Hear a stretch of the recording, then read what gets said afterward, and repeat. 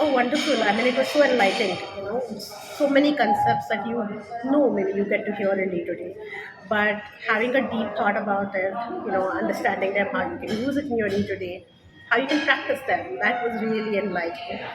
And the activities that we did, the facilitators were amazing, kept us hooked to the topics that got covered, and ensured that we had a proper deep understanding of it. It was absolutely new. So since I've come in UST, that's when I got to know about it, and I was always keen to explore more about it because servant leadership, the term itself sounds very, Yes, something that you would want to definitely know about. yes, Because the way we are moving ahead, things are, being dynamic, being changing, and the new generations that's coming in, definitely, that's a new way of leading people.